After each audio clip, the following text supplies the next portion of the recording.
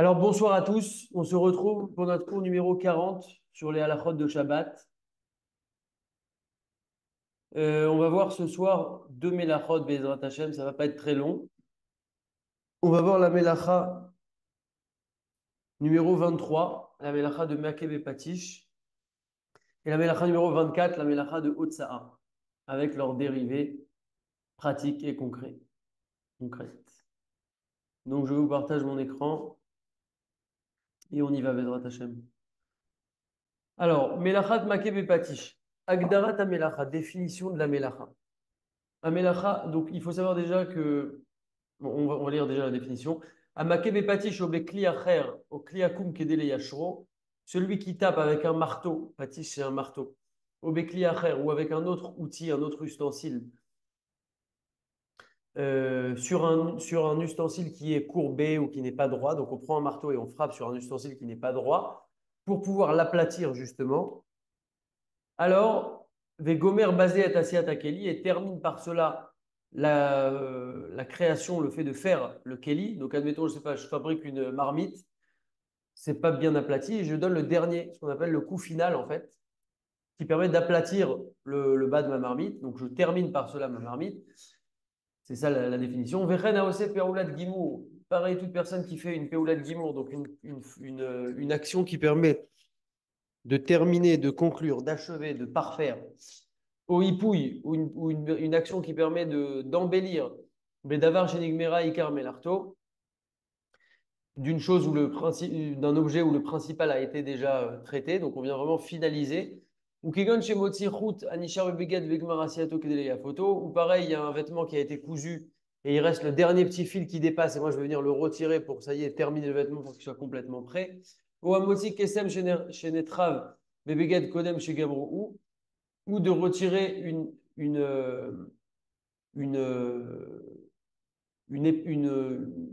comment on dit, une aiguille d'un vêtement. Arezé ouvert al melachat, maké bepatis. Dans tous ces cas-là, la personne transgresse la melacha de maké bepatis, donc l'action de venir terminer quelque chose, terminer, finaliser.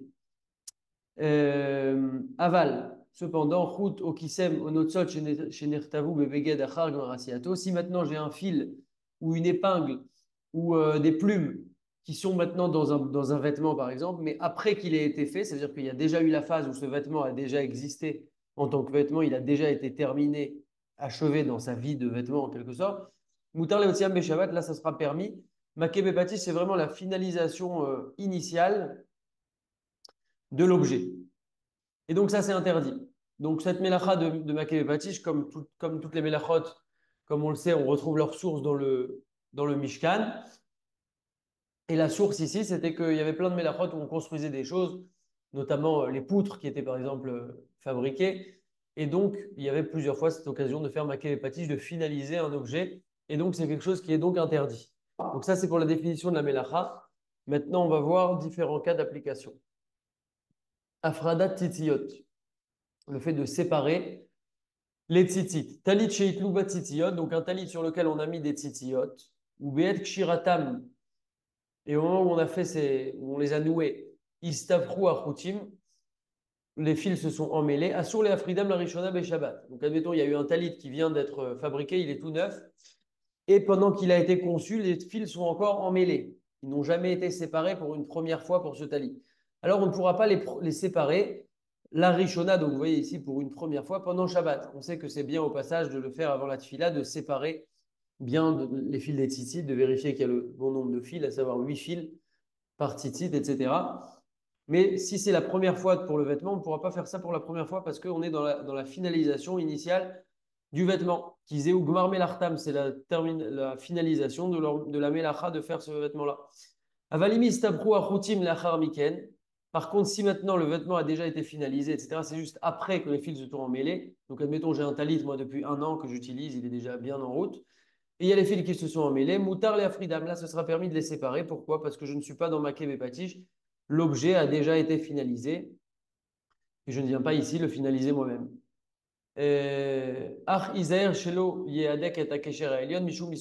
Cependant, si on fait ça pendant Shabbat, il faudra faire attention de ne pas serrer le nœud qui est tout en haut.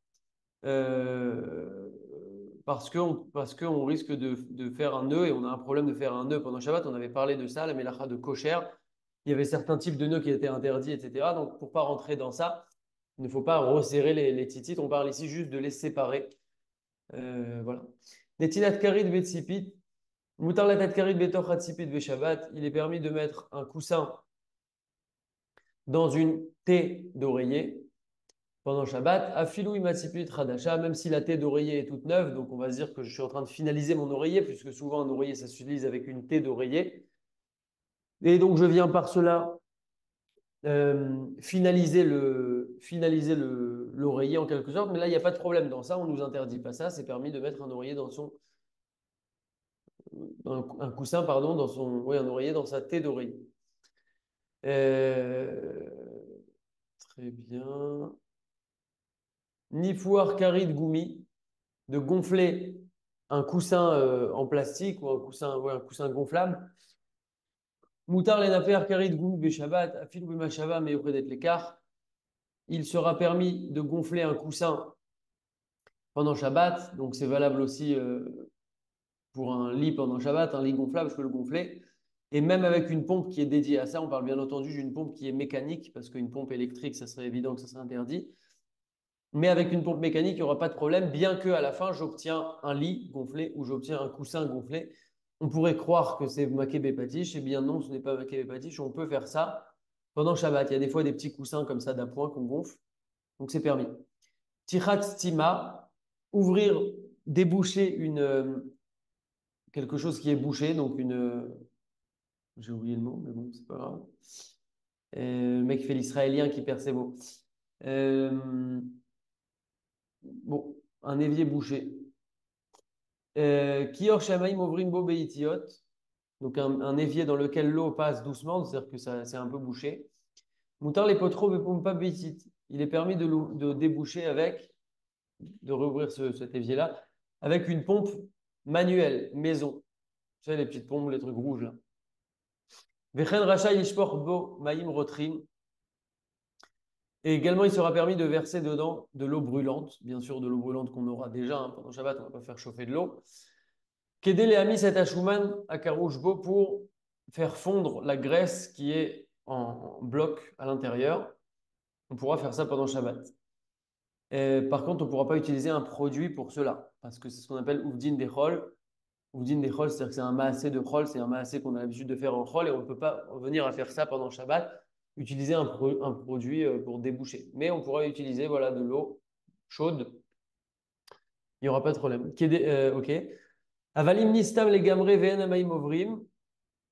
Par contre, si ça a été complètement bouché et que l'eau ne passe pas du tout, juste avant, dans le cas d'avant, l'eau passait encore un petit peu, ce qui fait que quand on vient déboucher, on n'est pas vraiment en train de, on débouche partiellement.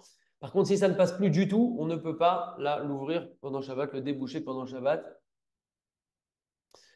Veyesh basé chachash isur Torah shel melacha bake bepatish. Il y a ici une crainte de transgresser l'interdit de la Torah de melacha de make bepatish, puisqu'on est en train de finaliser en quelque sorte un évier, une canalisation, parce que dès lors que c'est bouché complètement, alors cette canalisation, c'est comme si elle n'existe plus, vu que ça ne passe plus du tout. Et donc le fait de la rouvrir, ça serait un petit peu comme si on la crée, donc ça sera un problème de make bepatish. Ou Mikol Makom, cependant, allié des goy par l'intermédiaire d'un goy, Yesh Leakel comme Torah Gadol, on peut se montrer plus souple et permettre, même quand l'évier est complètement bouché, on peut permettre par l'intermédiaire d'un goy, quand on est dans un cas de Tzorer Gadol, donc dans un grand besoin. Euh, et s'il n'y a pas de goy, il y a Souchne Anashim Yachad, deux personnes pourront faire le débouchage, ce qui fait qu'ils partagent en quelque sorte la melacha. Ve'af sheu asur midei rabanan, donc ça devient un interdit midei rabanan, s'ils le font à deux. Becholzot mishum kvod abriot yesh leakel, on a permis cela, même s'il y a un interdit des rabanan, mais comme il y a ici une question de kvod abriot, qu'on retrouve souvent dans la halakha, c'est-à-dire qu'il y a le respect des créatures, des individus. Il faut que les gens puissent quand même, s'ils ont un évier, il faut qu'ils puissent l'utiliser, etc. Donc vraiment, en cas de besoin, le mieux, c'est de trouver un goy, en cas de grand besoin, mais s'il n'y a pas de goy, on pourra le faire à deux. C'est propre à cette mélacha. On ne peut pas commencer à dire tout, on va faire à deux et puis c'est bon. Donc ça, c'était pour la mélacha de Makeb et Patish. Pour la deuxième mélacha qu'on voit ce soir, Bezrat Hashem, c'est la mélacha, donc numéro 24, mélacha de Hamotzi, Mireshut, les Reshut, la mélacha de Otsa'a, de sortir d'un Reshut à un autre. Euh, juste une seconde, excusez-moi.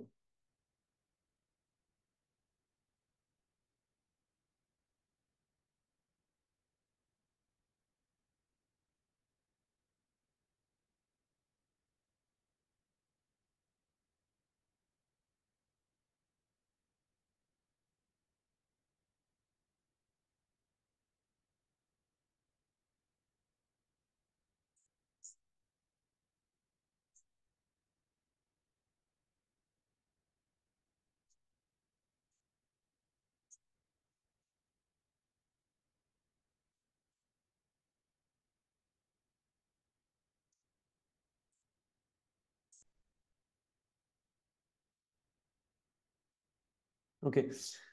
Excusez-moi. Donc, la source de cette mélacha, donc dans le Mishkan, comme on le sait, il y avait des poutres.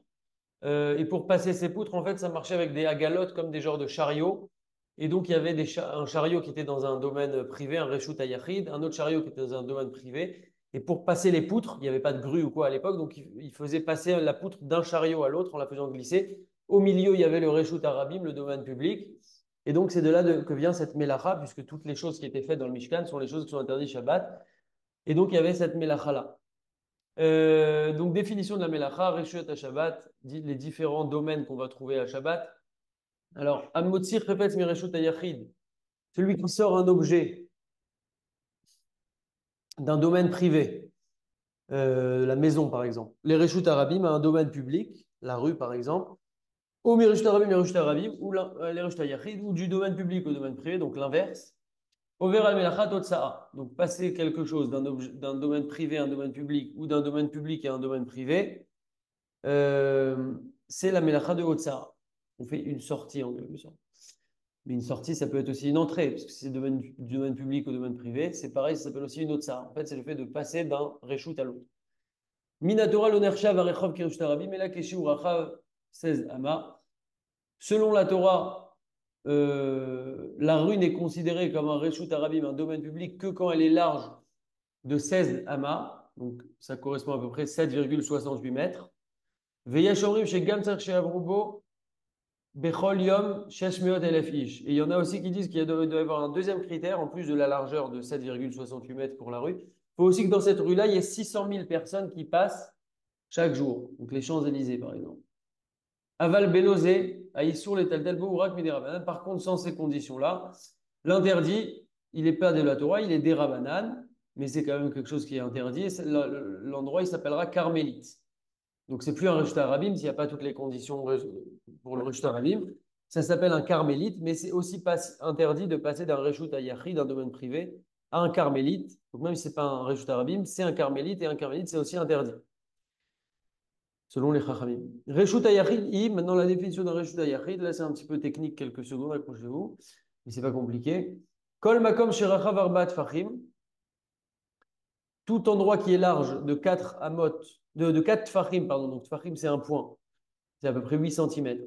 4 tfachim, donc ça veut dire 32 cm sur 4 tfachim, donc 32 cm, donc 32 sur 32 cm. 4 tfachim sur 4 tfachim. Vegavoa ou amok, asarat tfachim, et qui est haut ou qui a une profondeur, c'est-à-dire même si c'est creusé dans ça, qui est haut, qui a une profondeur de 10 tfachim. Donc 80 cm. Donc je répète, 4 sur 4, 4 tfachim sur 4 tfachim, ça fait 32 cm par 32 cm, et haut ou profond de 8 tfachim, donc 80 cm. Ça, c'est la définition d'un Reshut Yachid, d'un domaine privé. Alken, Asur Lizrot Tishou Barechov Letor par Ashpa. C'est pourquoi il est interdit de jeter un mouchoir, par exemple, dans la rue, dans une poubelle. Bimkom Shen Hérouv Kedelal. On parle ici d'un endroit où il n'y a pas de Hérouv, bien entendu. On va revenir un peu après sur ça. Chez Nimsa, chez Umotzi Mereshut Arabim, quelqu'un est dans la rue, à Paris. Il est dans un Reshut Yachid, un Reshut Arabim, pardon, un domaine public.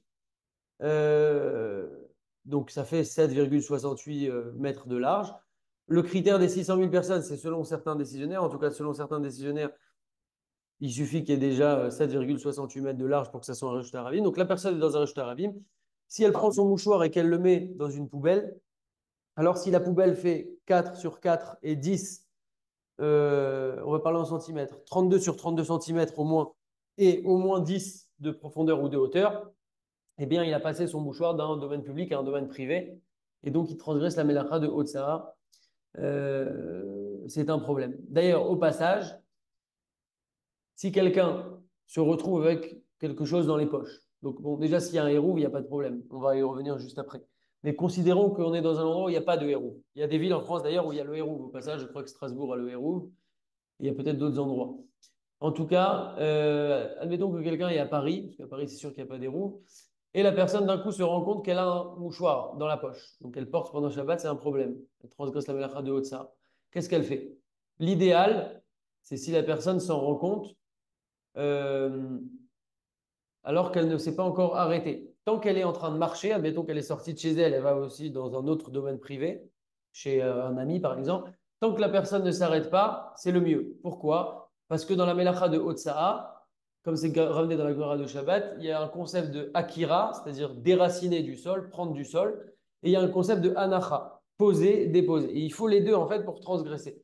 Donc tant que je ne fais pas ma Anacha dans le domaine, c'est bon. La anacha, elle se fait quand je m'arrête. Donc, si je ne m'arrête pas, je ne fais pas cette anacha, je n'ai pas déposé le mouchoir dans le domaine extérieur, dans le domaine public. Et donc, il n'y a pas de problème. Enfin, l'idéal, c'est de pas, faut pas sortir. C'est interdit de sortir avec un mouchoir dans la poche. Mais quelqu'un qui s'en rend compte en route, alors comment faire? Donc, le mieux, c'est de ne pas s'arrêter et aller directement à son endroit privé où on doit aller, le Reshta Yachid, la maison d'un ami, une sina, etc., ce que vous voulez. Et de le déposer là-bas. Maintenant, admettons que la personne, elle s'est arrêtée. Ce qui peut arriver aussi, parce que des fois, la personne, elle bug. Ah, moi, j'ai quelque chose dans la poche. Ah, elle s'est déjà arrêtée. Qu'est-ce qu'elle fait? Alors, il faut que la personne, elle pose son mouchoir sur un endroit qu'on appelle un makom patour. Un makom patour, c'est un endroit où on aura le droit, dans ce cas-là, de poser la chose. La condition, c'est qu'il ne faut pas que cet endroit, faut que ça soit, en fait, il faut que ça soit moins que 4 sur 4. Donc, jusque-là, on était pas un Rishta Yachid, on a dit que c'est au moins 4 sur 4, donc au moins 32 par 32. Pour que ça soit ce makom patour, il faut que ça soit moins que 4 sur 4. Au niveau de la hauteur, peu importe, c'est pas grave si c'est plus de 10, moins de 10, peu importe. Et il faudra aussi au moins que ça soit haut de 3 tfachim, au moins à plus de 24 centimètres du sol. Donc, admettons que je trouve une poubelle qui fait moins que 4 sur 4, moins que 32 centimètres par 32 centimètres, et en hauteur, elle fait au moins 24 centimètres. Là-bas, je pourrais mettre mon mouchoir si je me suis déjà arrêté. Sinon, il faut faire attention de ne pas poser le mouchoir comme on a dit, dès que c'est 4 sur 4 et au moins haut de 10, c'est un rechuta yachid, donc on transgresse si on pose sur ce genre d'objet. Il faudra absolument que ça soit moins que 4 sur 4 et plus de 24, plus 24 cm pardon, de hauteur. Et à ce moment-là, l'endroit s'appelle un makom patour et on pourra le poser si on s'est déjà arrêté. Comme on a dit, si on ne s'est pas arrêté, c'est l'idéal. On continuera jusqu'à notre destination, notre domaine privé, là où on va, et on déposera là-bas. Ça, c'était pour la partie un peu technique. En tout cas, concernant le héros, il faut savoir qu'on a deux types de héros. Non, en vérité, on a trois types de héros. Peut-être plus, je ne sais pas, mais en tout cas, moi, j'en connais trois. Il y a le héros Tafshilin. Le héros Tafshilin, c'est quand on doit préparer, quand on a un Yom Tov avec un Shabbat qui est suivi et qu'on veut pouvoir cuisiner de Yom Tov pour le Shabbat. Donc, on fait un Hérouf Tafshilin. C'est un plat avec au moins deux aliments qu'on va consommer pendant Shabbat. Et donc, on dit par cela que. euh, on dit par cela. Une seconde.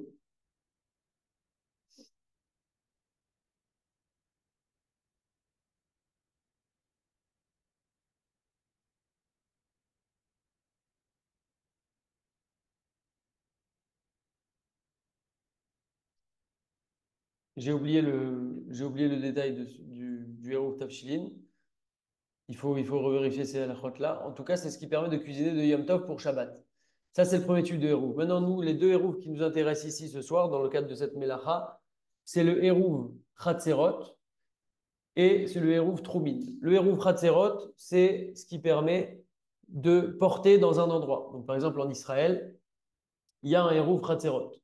Chatzer, ça veut dire une cour. Donc, en fait, on associe les différentes cours pour transformer plusieurs endroits en fait en un grand domaine fermé en quelque sorte. Donc c'est ce qu'il dit ici. Berov Amekomot Be'eretz Israël, dans la majorité des endroits en Israël, on a un hérouv. Tsurat Tapetar, c'est le type de hérouv. Chez Uchut Amunach Al Gabe Amudim, c'est un fil qui est suspendu sur des piliers. Vesovev et Kolaïr, et il fait le tour de toute la ville. Du coup, on a fermé la ville. Donc on va pouvoir porter dedans. Ve'aliedekar Nerchevet Ayer Kula Kereshut Achat. Donc la ville est considérée comme un seul et même reshut. Ou Mutar Minadin est tel Ba, mais Abaït la Rechov. Et donc, Minadine sera permis de porter, par exemple, de ma maison à la rue, puisque tout est fermé maintenant dans la ville, donc il n'y a pas de problème. Ou mais à Rechov la Baït également inversement, de la rue à la maison. Ou Bichar Mekomot, et dans les autres endroits. Donc, ça, c'est le héros classique qu'on connaît. Maintenant, Bemekomot chez En Baem Hérouv, dans les endroits dans lesquels il n'y a pas de hérouv, Paris par exemple, Yezaharu Shelo Leotzi Shum Chafetz Biyadaim ou Bekisui Abgadim. Il faudra faire attention de sortir, de ne pas porter, ne pas transporter un quelconque objet, que ça soit dans nos mains, que ça soit dans nos poches. Il n'y a pas de poids de l'objet, hein, il n'y a pas de kazaït ici. Quelqu'un qui porte ne serait-ce qu'un mouchoir, c'est la même chose que s'il porte un sac à dos ou ce que vous voulez. Donc c'est un vrai problème. C'est une mélacha qui est prise souvent à la légère parce que on se dit bon ça va, j'ai pas, c'est pas comme si quelqu'un qui va allumer un feu, sortir un objet, des fois on se dit, on peut se dire bon bah ça va, c'est quelque chose d'assez assez souple, c'est pas très grave, c'est pas vraiment un péché, etc. Alors que c'est une mélacha au même titre que les autres. Et je crois d'ailleurs que c'est pour ça que c'est la première mélacha de laquelle on parle dans la Gemara Shabbat parmi toutes les mélachot. On commence en premier par celle-là alors qu'elle n'est pas forcément de base dans cet ordre-là. On commence par en parler parce que ça peut être pris à la légère alors que pas du tout. C'est très important. Donc, ni dans les mains, ni dans les poches. C'est pour ça qu'il faut faire attention à vider ses poches avant de sortir Shabbat, etc. Prendre cette habitude-là. Ou à Galatinok, ou sortir même une poussette. Au Tinok, levado, ou même de porter un bébé. Va filou d'ivre mitzvah, kétalit, et même un talit, un sidour, tout ça c'est interdit. Un feuillet aussi, sidra de la semaine par exemple. Torah box, tout ce que vous voulez, Bekayot Sebaen, tout ça. En fait, il est interdit de porter toute chose, même si c'est même pour faire une mitzvah. Tu veux dire, j'ai pas de kippa, je prends une kippa dans la poche. Bon, déjà, une kippa, c'est sur la tête, mais admettons que quelqu'un veut porter son talit. C'est interdit aussi. Veishtadlou bechol oz lehatkin maher kechol hayoter et haérouv. Et ils s'efforceront de mettre vite en place le hérouv. Bon, si c'est possible, hein, il y a des endroits où ça va être compliqué. Qu'aider les Atil Ravi Meravon pour sauver de nombreuses personnes de cette faute-là. Ou Beharim chez Yashérouv et dans les villes dans lesquelles il y a un hérouv, Yesh la Simlev chez l'eau les Teltel Mirkous la Gvoulot à hérouv. Il faut faire attention, même quand il y a un hérouv, il faut faire attention de ne pas dépasser les limites qui ont été fixées du hérouv. Besha'a chez Olech les Kivun Ayetzia Minaïr, quand on va pour se diriger vers la sortie de la ville. Ou Bayam et Tokenet Yashnam Shlatim Amarti Malkar. Et dans les villes dans lesquelles il y a un hérouv, en général, on a des pancartes là-bas qui mettent en garde sur cela. Attention, vous êtes à la fin de la ville, le hérouv prend fin ici. Il y a aussi d'ailleurs une bracha à faire quand on met en place ce fil-là. Et donc, ce hérouv-là, il y a une bracha à faire. Maintenant, pour terminer, Yetzia Merchutz Laïr. On a un autre problème, au-delà de transporter d'un reshoot à un autre, on a un autre problème qui est le Isur Troumin. Donc, ce qu'on appelle le Troum Shabbat, on va voir ce que c'est. Asrou Chachamim Latziat Routz Laïr, nos Chachamim ont interdit de sortir en dehors de la ville. Donc là, on n'est plus d'emporter, mais on en parle à la suite parce qu'il y a ce Inyan de Hérouv là. On n'est plus d'emporter une personne qui va simplement marcher toute seule en dehors de la ville. Donc une personne qui va marcher en dehors à partir de la sortie de la ville. Donc quand on dit à partir de la sortie de la ville, c'est quoi? C'est à partir de la dernière habitation, la dernière maison de la ville. Quelqu'un qui dépasse 2000 amas, donc à peu près 960 mètres, donc un peu moins d'un kilomètre, un filou imeno metaltel imo d'abord, même s'il ne transporte pas avec lui une chose. Et donc ça, c'est un interdit des chachamim. Simplement de sortir comme ça, à partir de la dernière maison de la ville, et de dépasser la distance de 960 mètres. Ou mikol makom, et de toute façon, imolech ledvar mitzvah beishuv asamour kegon. Maintenant, si la personne, elle sort pour une mitzvah, comme pour visiter son rave, visiter ses parents, faire la mila d'un bébé, réjouir Khatan et Kala, aller dans une maison d'un endeuillé, Chas Shalom, etc. Vekayotse basé, Veayishuv Asamour ou Betor Alpaïm Arba Elef Ama. Donc on a dit de base la limite c'est 2000 amas, donc à peu près un kilomètre. Maintenant, s'il va pour une mitzvah mais que c'est plus que 2000 amot, c'est dans les 4000 amot, donc dans les un peu moins de 2 kilomètres, alors, donc 1920 mètres, là, ce sera permis. euh, une seconde.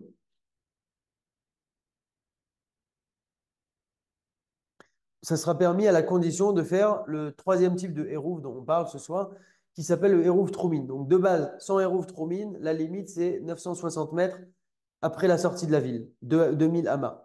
Maintenant, si c'est pour une mitzvah, il peut dépasser ça et il peut aller jusqu'à 4000 amas, mais il faut faire ce qu'on appelle le hérouf Troumine. Hérouf Troumine, Aïnou, chez Beotomakon, chez Istaïmout 2000 amas. C'est donc sortie de la ville, dernière maison de la ville. Je prends les 2000 amas à partir de la sortie de la ville et à ces 2000 amas-là, je mets là-bas ce que j'appelle le Hérouf Troumine. Avant Shabbat, je vais aller mettre là-bas une certaine quantité de nourriture. On ne va pas rentrer dans tous les détails maintenant. C'est une quantité pour 2 repas ou un accompagnement qui permet d'accompagner du pain pour 2 repas.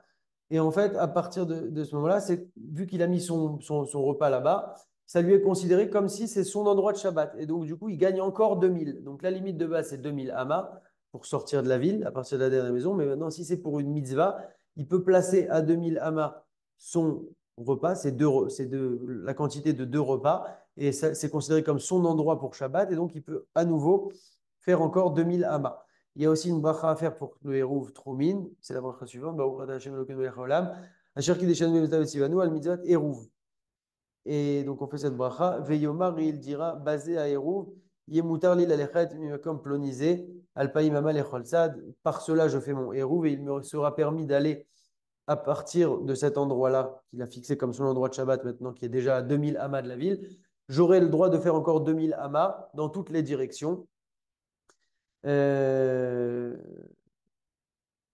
Très bien. Maintenant, il y en a qui disent que s'il est sorti de la ville au-delà de Yudbet 1000, donc au-delà de 12 000, M-I-2-L-E ou M-I-L-E, je ne sais plus, ce qui correspond à une distance d'à peu près 11 km, un peu plus d'11 km. Alors, selon la majorité des poskim, il a transgressé ici le Issour de Troumine, il est sorti du Troum Minatora.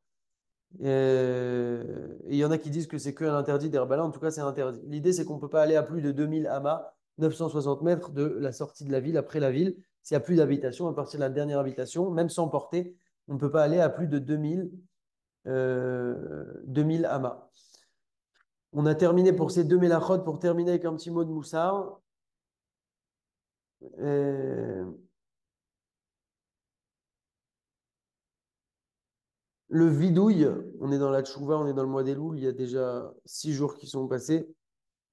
Le vidouille, c'est ce qu'on fait, c'est les tachanounim. Il faut savoir que les tachanounim, c'est un cadeau qui nous a été donné par Hachem en quelque sorte. Pourquoi? Parce que souvent on est angoissé quand il y a tachanounim. Quand il y a un bar mitzvah ou un mariage, on est content qu'il n'y ait pas la tachanounim parce qu'on gagne 5 minutes ou on gagne 15 minutes si on est lundi ou jeudi, etc. Enfin, 15 minutes, j'exagère un petit peu. Mais en tout cas, les tachanounim, il faut savoir que c'est quelque chose de très, très bon, on va dire, pour nous. Pourquoi? Parce que quand on fait la Hamida, on vient demander tout un tas de choses. Hachem, donne-moi ça, Hachem, fais-moi ça, Hachem, etc., etc.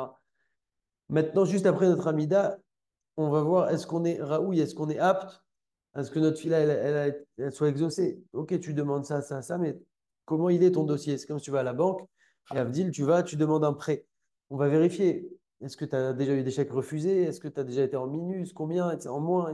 Etc., etc. Donc, pareil, on va vérifier ton dossier. Donc, c'est pour ça que juste après la Hamida, on fait tout de suite les terres anonymes. Hachem, pardon, j'ai fait ça, pardon, j'ai fait ça. Et donc, en fait, on vient nettoyer, passer un coup d'éponge. Comme ça, hop, notre filet, elle monte. Maintenant, on voit quoi? On voit que pendant les slichot, c'est beaucoup de terres anonymes. D'ailleurs, on fait les terres anonymes pendant les slichot. Ceux qui n'ont pas encore démarré leur slichot, merci de commencer dès demain matin ou dès ce soir.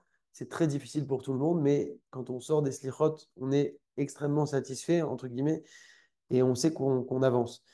En tout cas, voilà, beaucoup de tâches anonymes où on dit toutes nos fautes. Il y a d'ailleurs un vidéo qui est un peu plus détaillé là-bas, où on détaille encore plus que ce qu'on fait dans la semaine ou dans l'année. Et c'est des choses qu'on peut faire aussi avec notre parole, pas à la place de la tfila, mais en plus de la tfila. On peut parler à Hachem et dire, voilà, j'ai fait ceci, j'ai fait cela, aide-moi à m'améliorer sur ça, j'ai fait ça, j'ai dit que j'allais plus retomber dans ça, je suis retombé, je ne veux plus retomber, je veux avancer, je veux m'améliorer. etc., etc., etc. Donc voilà, qu'on puisse optimiser ce mois des Louls. Ceux qui ne sont pas encore dans le groupe où j'envoie le petit audio chaque soir pour le mois des Louls, vous pouvez me demander, je vous y mets avec plaisir. Et puis, je vous dis à la semaine prochaine. Bezrat Hachem, je réactive les micros. S'il y a des questions, Razak à tous.